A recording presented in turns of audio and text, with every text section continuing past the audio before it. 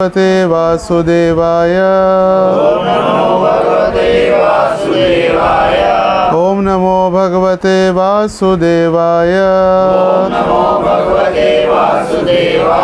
ओम नमो भगवते वासुदेवाय। नारायणं नमस्कृत्य नरं चैव नरोत्तमं देवीं सरस्वतीं व्यासं ततो जयमुदीरये। नष्टप्रायेषु अभद्रेषु नित्यं भागवत सेवया भगवतीरुत्तमश्लोके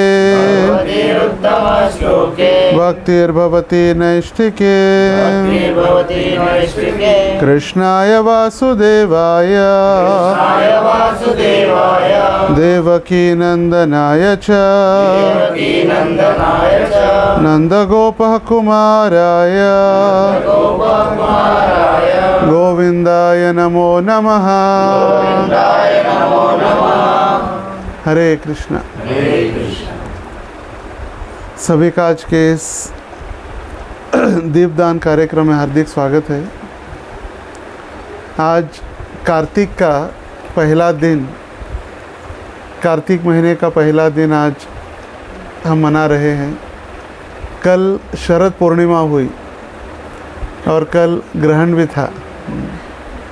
तो शरद पूर्णिमा मतलब जिस दिन भगवान श्री कृष्ण ने शरद ऋतु के साथ सारे अपने करोड़ों गोपियों के साथ भगवान श्री कृष्ण ने अपनी रास लीला प्रारंभ की। और आज से जो कार्तिक मास प्रारंभ हो रहा है उसको दामोदर मास या ऊर्जा व्रत भी कहा जाता है। ऊर्जा व्रत ऊर्जेश्वरी श्रीमती राधा रानी के नाम से है। ऊर्जेश्वरी मतलब श्रीमती राधा रानी, जो सभी को ऊर्जा प्रदान करने वाली है।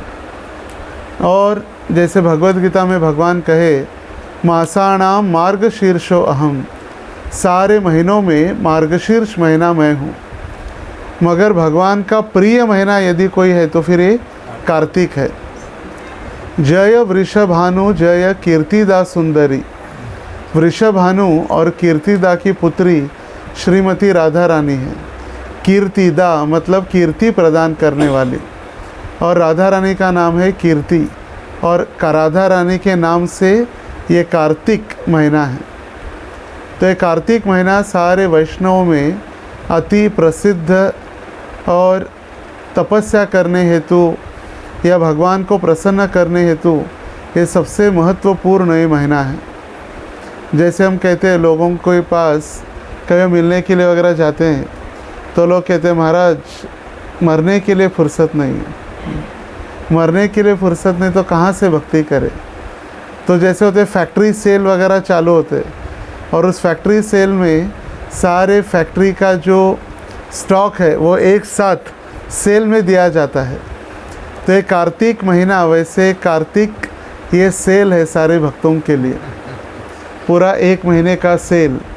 जैसे अभी सर्दियाँ चालू हो जाते तो तिप्पट मार्केट चालू हो जाता ना, जैकेट और अपना सारे सर्दियों के कपड़े बेचने के लिए, वैसे कार्तिक महीना अपना सभी भक्तों के लिए कृपा प्रदान करने वाला महीना है।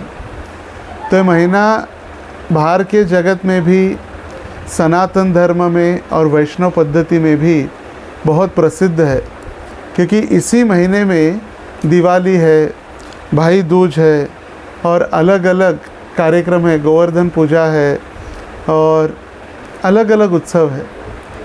प्रभु रामचंद्र इसी महीने में जैसे रावण का उन्होंने उद्धार किया दशहरे के दिन, और रावण का वध करने के पश्चात प्रभु रामचंद्र अयोध्या आए करोड़ों वानरों के साथ। एक फ्लाइट में आए भगवान, करोड़ों वानर सभी थे, करोड़ों वानर थे, लक्ष्मण जी थे, सीता, हनुमान जी, सबको लेकर प्रभु रामचंद्र अयोध्या पहुँचे। तो अयोध्या जब पहुँचे तो अयोध्या वासियों ने भगवान का स्वागत किया दिए लगाकर। तो दीपावली, भाई दूज, जब बहन भाई की आरती उतारती है। गोवर्धन पूजा इसी महीने में कार्तिक महीने में भगवान श्री कृष्ण ने गोवर्धन पर्वत धारण किया, 7 दिन 7 रात। तो उसी प्रकार जैसे दिवाली के उत्सव में सभी आनंदित होते हैं, दिवाली सारे भक्त, सारे लोग एकत्रित आकर ये उत्सव का एक उद्देश्य है कि सारे लोग एकत्रित आकर प्रार्थना करें। Family that praise together stage together, ऐसे कहा गया है। जब सारा परिवार इकट्ठा आकर भगवान की प्रार्थना करता है तभी वो परिवार एकत्रित रह सकता है, इकट्ठा रह सकता है। जैसे हमने स्कूल में या कॉलेज में पढ़ा होगा, हिंदू अनडिवाइडेड फैमिली, HUF चलता था पहले। तो हिंदू अनडिवाइडेड फैमिली मतलब एक परिवार में 40, 50, 60 सदस्य एकत्रित रहा करते थे और एक चूल्हा, एक परिवार मतलब एक चूल्हा या एक किचन, और सारा दिन माताएं कुकिंग में लगा रहती। सुबह ब्रेकफास्ट बनाओ, फिर लंच, फिर डिनर, एक के बाद एक चलते रहता, बड़े बड़े बर्तन। मगर धीरे धीरे धीरे जॉब के कारण या अलग अलग जिम्मेदारियों के कारण ये परिवार अलग अलग हो गए, परदेश चले गए, कहीं दूसरे सिटीज़ में चले गए। मगर ये उत्सव होते इसीलिए कि हम एकत्रित आकर भगवान की प्रार्थना करें, एकत्रित आकर सारे त्यौहार मनाएं, एकत्रित रहकर भगवान की आराधना करें, भगवान की आरती उतारें। तो ये कार्तिक इसीलिए राधा रानी का ये विशेष महीना है जहाँ पर हम ऊर्जा प्राप्त कर सकते हैं। ये महीना विशेष रूप से दामोदर महीना भी कहलाता है क्योंकि इसी महीने में दिवाली के दिन दामोदर लीला हुई। भगवान श्री कृष्ण का एक नाम है दामोदर। दाम मतलब रस्सी, उदर मतलब पेट। यशोदा ने भगवान श्री कृष्ण को उखल से बांधा, उखल से भगवान को बांध दिया रस्सी से, क्योंकि वो मोर्टर या जो उखल था वो भगवान को उसने हेल्प किया था चोरी करने के लिए। जैसे होता है ना, कोई भी कुछ क्राइम होता है तो उसके सारे जितने भी पता है लोगों को उनको बुलाया जाता है, इन्वेस्टिगेशन होता है, जो जो हेल्प किए हैं उनको भी दंडित किया जाता है। तो यशोदा ने सोचा कि कृष्ण जब माखन चोरी किए या घर में जो पूरा माखन वेस्ट कर दिए या माखन के हंडे तोड़ दिए, ये सारा किसके सहायता से किए? भगवान उखल के सहायता से। क्योंकि उखल के ऊपर चढ़कर भगवान ने जो माखन वगैरह रखा था, मटकी जो थी सारी मटकी फोड़ दी थी। तो यशोदा ने सोचा कि इनको उखल से ही बांध दिया, इसलिए दोनों को भी पनिशमेंट मिल जाएगी। तो ये जो लीला हुई दिवाली के दिन हुई, क्योंकि दीपावली के दिन नंद भवन में कई सारे सेवक थे। दिवाली के उत्सव में व्यस्त होने के कारण यशोदा अपना कार्य कर रही थी स्वयं। और प्रातःकाल ब्रह्म मुहूर्त पर भगवान जब उठे तो भगवान यशोदा के गोदी में जाकर बैठे और यशोदा भगवान को दूध पिला रही थी, स्तनपान करा रही थी। और जैसे ही यशोदा ने देखा कि चूल्हे के ऊपर दूध उफल के नीचे आ रहा है तो दूध रखने के लिए कृष्ण को नीचे रखा। तो यशोदा ने जब कृष्ण को नीचे रखा तो कृष्ण सोचने लगे, मेरे पिताजी नंद बाबा, इनके घर में 9 लाख गाय हैं। मेरे घर में कितनी लाख गाय? 9 लाख। और जिसके घर में 9 लाख गाय उसको दूध की तो कमी नहीं है, उसको मदर डेयरी में जाके आधा लीटर दूध लाने की आवश्यकता नहीं है। तो भगवान ने सोचा कि जिसके घर में 9 लाख गाय हैं और थोड़े से दूध के लिए यशोदा ने मुझे नीचे रखा, क्यों? मैं अखिल ब्रह्मांड का स्वामी हूँ। और भगवान का ईगो हर्ट होने के कारण भगवान ने सारे मटके घर के अंदर दही के, दूध के, माखन के मटके फोड़ना प्रारंभ किया। तो शास्त्रों में वर्णन है कि ऐसा क्यों यशोदा ने किया। तो आचार्यगण और विशेष रूप से जीव गोस्वामी वर्णन करते हैं कि गोवर्धन पर्वत आपने देखा होगा, गोवर्धन की तलहटी में एक पद्मगंधा नामक जो घास है वो घास उगता है, पद्म गंधा। पद्म मतलब कमल और गंध मतलब सुगंध। जिस घास की सुगंध कमल के पुष्प के समान है वो है पद्मगंधा। और वो इतना ही घास हुआ करता था गोवर्धन के तलहटी में जिसको 10,000 गाय खा सकती थी। 10,000 गाय। कृष्ण के पास तो 9 लाख थी, मगर घास कितना खा सकती थी गाय? 10,000। बाकी के तो इधर उधर घास खा सकती थी। मगर जब भगवान श्री कृष्ण की सेवा का प्रश्न हुआ तो 10,000 गाय जो पद्मगंधा घास नामक घास खाती थी, खाने के बाद इन गायों का जब दूध निकाला जाता था, 10,000 गायों का दूध, वो इतना सुगंधित होता, वो डायरेक्ट कृष्ण को नहीं पिलाया जाता। देखिए प्यूरिफिकेशन प्रोसेस कैसे फॉलो की जाती है। तो 10,000 गायों का निकाला हुआ दूध 1,000 गायों को पिलाया जाता, वो गाय का दूध। फिर 1,000 गायों का दूध निकालने के बाद जिन्होंने पद्मगंधा गाय का दूध पिया है वो 100 गायों को पिलाया जाता था। वो 100 गायों का निकाला हुआ दूध 10 गायों को पिलाया जाता था, और 10 गायों का निकाला हुआ दूध 1 गाय को पिलाया जाता था, और वो 1 गाय का दूध कृष्ण की सेवा में था। और वही दूध चूल्हे के ऊपर उबल के नीचे गिर रहा था। तो दूध भी सोच रहा था कि मेरा क्या जी कर फायदा है, जीना तो क्या जीना कृष्ण के बिना। तो अभी कृष्ण तो अपने माँ का दूध पी रहे, स्तनपान कर रहे, तो फिर मुझे जीने का कोई अधिकार नहीं, धिक्कार है। तो वो आत्महत्या कर रहा था दूध चूल्हे के अंदर। भगवान के धाम में हर एक चीज़ चेतन है, जीवित है, चाहे फिर दूध हो, बंदर हो, पेड़ हो, फल हो, सभी वस्तुएं क्यों न हो, भगवान सभी के साथ अपना आदान प्रदान करते। भगवान को जब भूख लगते तो भगवान पेड़ के ऊपर फल निकालने के लिए नहीं जाते, और पेड़ की टहनी अपने आप भगवान के सामने आ जाती है और भगवान फल तोड़ लेते। भगवान को कभी पेड़ के ऊपर चढ़ने की आवश्यकता नहीं पड़ती।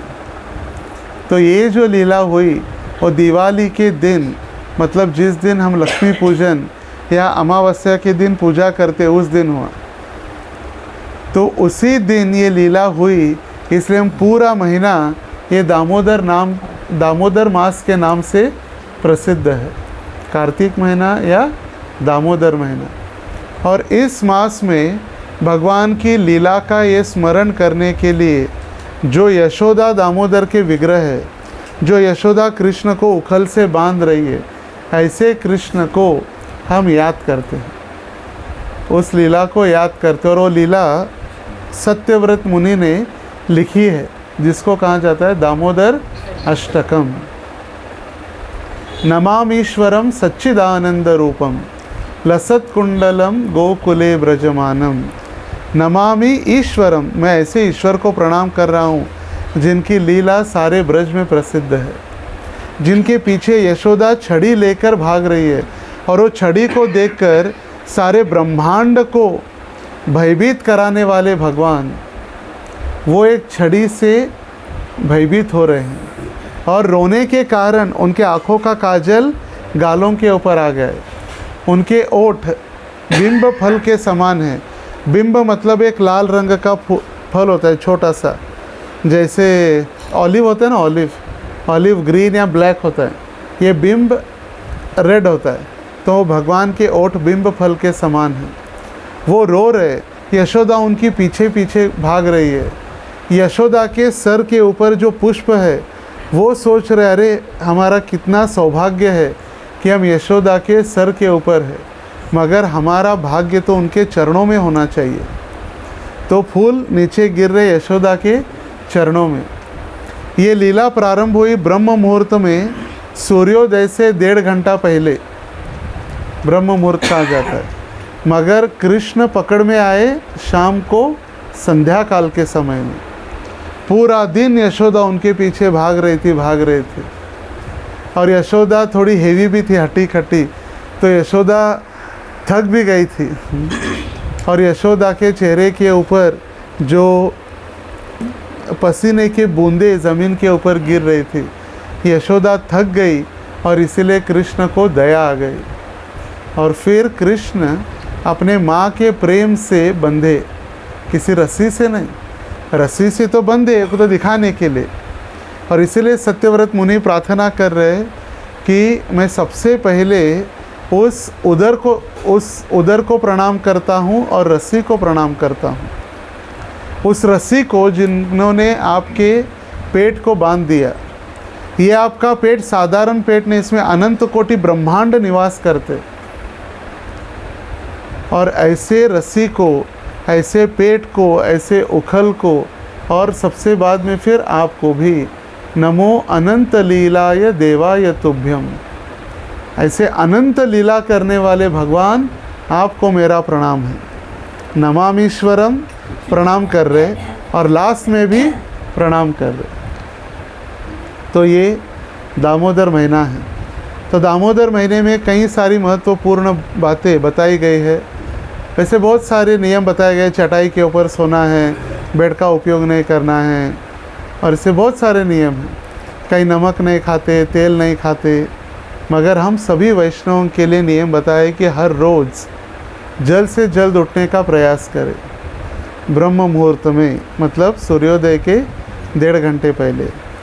अगर संभव हो सके तो मंगल आरती में भगवान का दर्शन करें, अधिक से अधिक भगवान के नामों का जप करें, भागवत कथा या कृष्ण कथा का श्रवण करें, भागवत का अध्ययन करें, जब भी समय है तो भागवत और भगवत गीता का अध्ययन करें, और हर रोज़ शाम को तुलसी को दीप अर्पण करें, और भगवान यशोदा दामोदर को दीप अर्पण करें। दीप अर्पण करने की पद्धति, भगवान के चरणों को 4 बार, फिर नाभि को 2 बार, और फिर अपने चेहरे को 3, और पूरे शरीर को 7 बार। तो ऐसे दीप अर्पण करने की पद्धति है। तो ये दामोदर महीने में दीप अर्पण करना सिर्फ हम भारत में नहीं, सबसे बड़ा दीपदान का प्रोग्राम दुबई में होता है, मिडल ईस्ट, दुबई। और इसीलिए परम पूज्य जय पताका महाराज जी ने दुबई का नाम ही दामोदर देश किया है। अबू धाबी का नाम अवतारी देश, शारजा का नाम शाम देश, और दुबई का नाम दामोदर देश। तो ऐसे अलग अलग सेंटर्स में, सिटी सेंटर्स है या चौराहे में गाड़ी लगा देते, और गाड़ी में बड़ा कटआउट होता है, और फिर जितने भी लोग आ रहे जा रहे उनको फिर दीप अर्पण करने के लिए कहा जाता है। तो लाखों की संख्या में दीप अर्पण किए जाते हैं पूरे महीने में। तो ये सिर्फ हम ही नहीं, पूरे विश्व में ये कार्तिक विशेष महीना है, वैष्णवानाम प्रियम, और ये सारे वैष्णवों को प्रिय है। और इस महीने में हम विशेष करके वृंदावन यात्रा का भाग लेते हैं, यमुना में स्नान, कृष्ण बलराम राधा श्याम सुंदर जी के दर्शन। तो हमें क्या क्या बताई गई चीज़ें, एक अधिक जप करना, अधिक कथा, कृष्ण कथा या भागवत श्रवण करना, समय के अनुसार हमें अध्ययन करना, और इस महीने में दान का भी विशेष महत्व है। अन्नदान या ब्रजधाम वृंदावन में जाकर धामवासियों को प्रसाद खिलाना। आप देखेंगे कि पूरे महीने में इतने भंडारे चलते रहते। और सिर्फ वृंदावन में, मैं आज दिल्ली में भी देख रहा था, जब एयरपोर्ट से हम आए तो दिल्ली में और अपने ईस्ट ऑफ कैलाश मंदिर के पास नोएडा में भी लोग पुण्य कमाने के लिए भोजन का दान देते हैं, अन्नदान महादान। तो ये दान दीपक के लिए भी हम कर सकते। जैसे हम हज़ारों लोगों से दीप नहीं अर्पण करवा रहे, तो कई सारे भक्त मंदिर में घी का दान देते, तो हमारे ओर से 1000 दीप, 10,000 दीप आप अर्पण कीजिए। मैं अभी जब दामोदर अष्टक करके आया मंदिर से, आज कम से कम 1,500 दर्शनार्थी होंगे दीप दान कर रहे, 1,500। 200-250 के दीप की जो दीपक होते हैं, 5 थालियाँ भर भर के रखिए। तो ये महत्वपूर्ण महीना है सभी के लिए। फैक्ट्री सेल जैसे मैंने कहा, पूरा साल हम कहते हैं मंदिर में आने के लिए समय नहीं है, जप करने के लिए समय नहीं है, कथा के लिए समय नहीं है, तो कार्तिक में भी यदि हमारे पास समय नहीं, ऐसे भी कहने वाले लोग हैं, तो फिर उनके लिए आखिरी के 5 दिन भीष्म पंचक, जो देव उठनी एकादशी से प्रारंभ होता है।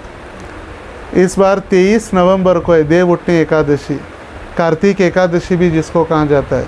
23, 24, 25, 26, 27 ये 5 दिन पूर्णिमा तक भीष्म पंचक। भीष्म पितामह ने इस 5 दिन में भगवान की प्रार्थना की और इन्होंने शरीर त्याग दिया। तो भीष्म पंचक बहुत कठोर तपस्या भी होती है। साधु संत ब्रज में या पूरे विश्व में भी एक दिन दूध, सिर्फ ऐसे नहीं कि 10-5 लीटर दूध पी लिया पूरे दिन में, नहीं, जितना दूध पिया है उतना ही नेक्स्ट डे दही पीना है, उतना ही नेक्स्ट डे, थर्ड डे घी लेना है, चौथे दिन गोबर और 5वें दिन गोमूत्र, पंचगव्य ग्रहण करना है, और उतना ही, और कुछ नहीं। ऐसे भी तपस्या करने वाले कई भक्त हैं जो 5 दिन सिर्फ एक समय भोजन लेते हैं दोपहर में। कई हैं जो 5 दिन सिर्फ एकादशी का प्रसाद लेते हैं, अनुकल्प या व्रत का प्रसाद। तो व्रत का प्रसाद मतलब ऐसे नहीं कि 56 भोग, कुट्टू के आटे की पूड़ी, राजगिरे का आटा, फिर समोसे, फिर ऐसे नहीं, कुछ थोड़ा शरीर और आत्मा को एकत्रित रखने के लिए। कम खाने से हम कम सोए, कम सोने से अधिक समय भगवत भक्ति में दे। खाने के बाद नींद ज़्यादा आती है, नहीं खाएंगे तो नींद ज़्यादा आती नहीं। हमको लगता है प्रभु जी हम खाएंगे नहीं तो कैसे जिएंगे, खाएंगे नहीं तो मरेंगे नहीं। अधिक खाने से लोग जल्दी मरते, क्योंकि वो पाचन क्रिया जो मशीन, उसको ज़्यादा प्रेशर से काम करना पड़ता है पचाने के लिए। देखिए जो जंगल में और जो हिमालय में साधु वगैरह रहते, थोड़ा सा कंदमूल फल खाते 200-250 साल जीते हैं। मगर हम इतना कुछ खा रहे हर रोज़, फिर भी हमारा पेट नहीं भर रहा है। पेट भरा है क्या? कभी नहीं भरता। आज पेट भर के खा लिया, अभी हम कहते अभी मैं कुछ नहीं खाऊंगा, पेट भर गया, मगर जैसे ही कल सुबह 9 बजता है और भूख लगती है। एक भक्त बता रहे थे अगर किसी व्यक्ति का एज 50 है तो उसने एक छोटा टीला, मतलब छोटा पर्वत, एक छोटा पर्वत के समान चावल या आटा खा लिया होगा अपने जीवन में, हर रोज़ 200 ग्राम 100 ग्राम के हिसाब से। एक छोटा तालाब के समान दाल या छाछ पिया होगा। छोटे छोटे कुंड होते हैं ना ऐसे। मगर भगवान की कृपा से ये जो महीना हमें मिला है, इसमें हमें थोड़ी अधिक तपस्या हम कर सकते हैं। और हम ये नहीं कह रहे कि खाना छोड़ दीजिए या भोजन करना छोड़ दिए, नहीं। जो हम अधिक करना है, छोड़ना कम है, करना अधिक है। जैसे एक व्यक्ति एक साधु के पास गया और साधु को बता रहा था, महाराज आप कितने त्यागी है, आपने घर त्याग दिया, अपने परिवार को त्याग दिया, अपने बच्चों को त्याग दिया, अपने कुटुंब के सदस्यों को त्याग दिया, अपने सारा भौतिक संपत्ति को त्याग दिया, आप कितने त्यागी है। वो साधु कहे मुझसे भी त्यागी आप है। बोले कैसे? बोले जिन्होंने ये शरीर दिया या जिन भगवान ने आपको जन्म दिया या आपको बनाया, उस भगवान का ही आपने त्याग किया है, तो आप हमसे कितने बड़े त्यागी हैं। तो हमें छोड़ना कम है, करना ज़्यादा है। तो हमारे शरीर के हिसाब से या हमारे कार्य के हिसाब से, हमारे जिम्मेदारियों के अनुसार हम जितना जल्दी हो सके उठे ब्रह्म मुहूर्त पर, अधिक से अधिक नाम जप करें, कथा श्रवण करें, अध्ययन करें और दीपदान करें। और यथा संभव हम सभी को दान कर सकते हैं। तो दान के अलग अलग प्रकार, एक है हरि नाम का दान, दीपदान, अन्नदान या धन दान, पुष्प दान, जो भी हम योग्य कर सकते हैं। हम जब भी भगवान और गुरु को दर्शन करने के लिए जाते तो कभी खाली हाथ नहीं जाना चाहिए। कम से कम एक मुट्ठी चावल क्यों ना हो या एक पुष्प क्यों ना हो। इसलिए देखिए मंदिरों के बाहर फूल के दुकान या अलग अलग प्रसाद के दुकान होते। क्यों? भगवान के पास जाते तो खाली हाथ न जाना है। सुदामा के पास भी कुछ नहीं था, फिर भी सुदामा की पत्नी सुशीला ने पड़ोसी के घर से चावल के दाने ला के दिए, पोहा, और फिर सुदामा लेकर गए। तो हमारा सौभाग्य है कि हम वृंदावन के निकट, सबसे पहली कोई बड़ी सिटी है तो फिर वो नोएडा है। आचार्यगण प्रार्थना करते निज निकट निवास देहि गोवर्धनत्वम। हम गोवर्धन और वृंदावन के नज़दीक है, तो प्रभु जी से आप निवेदन कर सकते हैं जल्दी वृंदावन यात्रा निकालने के लिए। कार्तिक में हर वर्ष अब जाते हैं ना सभी वृंदावन यात्रा। इस वर्ष यात्रा है 28 तारीख, 18 तारीख को। 25 हो गई। हाँ, इस बार चेंज कर दिया है, 18 से 25 कर दिया। मगर 25 को यूथ फेस्टिवल भी है ना, वो तो फिर यूथ तो हमारे यहाँ भी सबके लिए है, ओपन है, open for all. Noida stadium में चेक कीजिए। फिर महाराज जी आज मंदिर में ही थे, तो उसीलिए हम आए थे। आज तो होना था, मगर वो 20,000 रजिस्ट्रेशन नहीं हो पाए, 10,000 पर पहुंच गए हम। तो इसलिए और थोड़ा उसको एक्सटेंड कर दिया, स्टूडेंट्स को समय दिया कि दिवाली के बाद जो छुट्टी पर गए हैं, वैकेशंस पर गए स्टूडेंट्स फिर रजिस्टर कर सकते हैं। तो पुनः एक बार सभी भक्तों का धन्यवाद। 1 तारीख को प्रभु जी के घर पे भी है। हर इस पूरे महीने में किसी न किसी के यहाँ है इन सब भक्तों का। अच्छा, हाँ, 20 तारीख कल प्रभु जी हैं, सजीवा जी इनके यहाँ। हरे कृष्ण। इनके यहाँ है कल 31 का एक दिन खाली रख के, और फिर 1 तारीख को फिर हमारे यहाँ 2, 3, 4 तो नहीं है, फिर 6 को फिर हमारे यहाँ पूरे सोसाइटी के लिए। 6 संडे है क्या? नहीं, मंडे 5 को गौशाला में है। कहाँ है गौशाला? यहाँ पर 94 सेक्टर 94। अच्छा, तो वहाँ बहुत बड़ा पूरा नोएडा टेम्पल नहीं अरेंज किया है। 6 को वहाँ है, फिर 7 को फिर किसी के यहाँ। तो 6 को जो आपके यहाँ पूरे सोसाइटी के लिए, हाँ, तो 500-600 जितने भी है सारे। 600 के करीब लोग आएंगे। तो क्या क्या होगा उस दिन? उस दिन पूरा कीर्तन, दीपदान, प्रसाद सब कुछ है। और 1 तारीख को घर पे, 1 तारीख को है। 27th floor.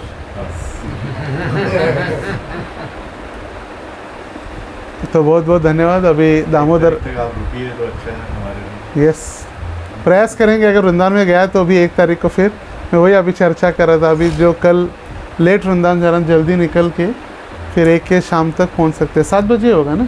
हाँ, 7 बजे। तो प्रयास करते 1 तारीख को वापस आने के लिए। हरे कृष्णा कृष्णा कृष्णा हरे हरे, हरे राम राम राम हरे हरे। हाँ, दामोदर अष्टक गाएंगे। पहले बैठ के दामोदर अष्टक करेंगे, उसके बाद में फिर देखेंगे। नमामीश्वरं सच्चिदानंद रूपं लसत्कुण्डलं गोकुले व्रजमानम्। नमामीश्वरं सच्चिदानन्दरूपं लसत्कुण्डलं गोकुले व्रजमानम्। यशोदाभियो लोक लाघवमानं परामृष्टमत्यन्त सोद्रुप्य गोप्या।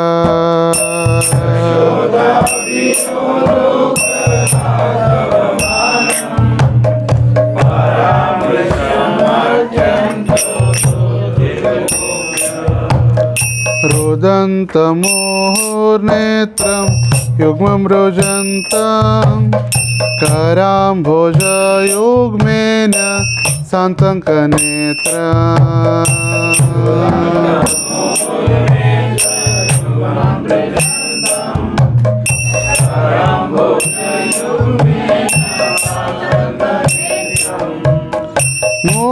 मोहोश्वासकम्प त्रिरेखान्तकण्ठ स्थितग्रैवं दामोदरं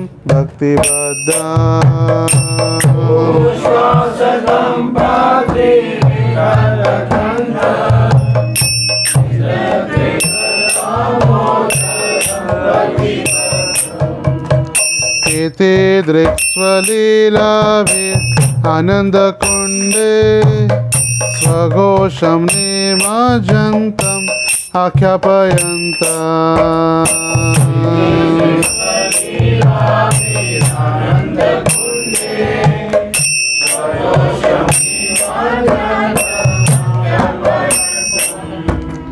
तदीयेषिताग्नेषु भक्तिर्जितत्वं पुनः प्रेमतस्तं शतावृत्ति वन्दे Ishitandeshu bhakti-jitatvam Punarevastam shatavriti vande वरं देवमोक्षं न मोक्षवधिं वा न चान्यं वृणेऽहं वरेषदपीह Deva-moksam na-mokshavadhiva Na-janyam vrineham varishadyatiha इदं ते वपुर्नाथ गोपालबालं सदा मे मनस्य विडस्तं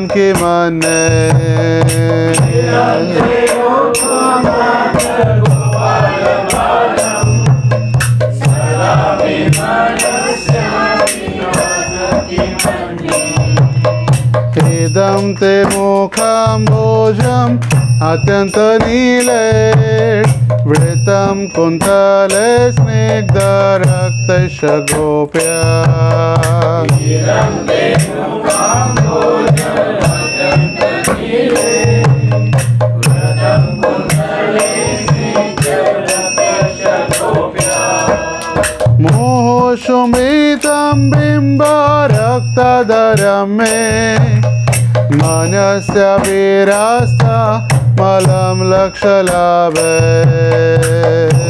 Shukritam bilva-ratadaram me Manasya virastam-alam-lakshami नमो देव दामोदर अनंत विष्णु प्रसीद प्रभो दुःख जालब्धिमग्न Namo Deva-Damodar Ananta-Vishnu Prasida Prabho Dukha-Adhimagam कृपा दृष्टि वृष्ट्याति दिनं बतानो गृहाणि क्षमामज्ञ मिदक्षि दृश्य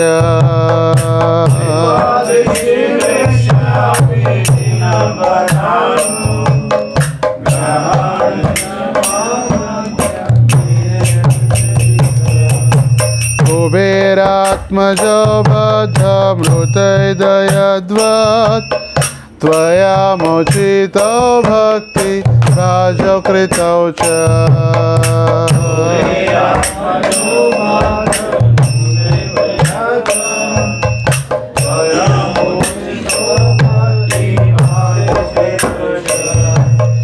तथा प्रेम भक्तिं स्वकामे प्रयच्छ न मोक्षे ग्रहो मेस्ति दामोदरेह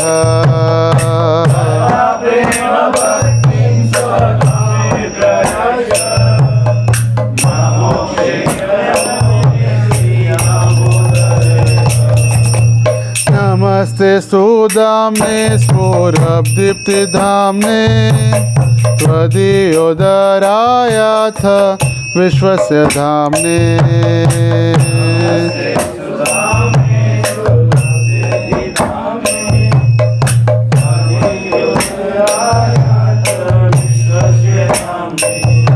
नमो राधिकायै त्वदीयप्रियायै नमो अनन्तलीलाय देवाय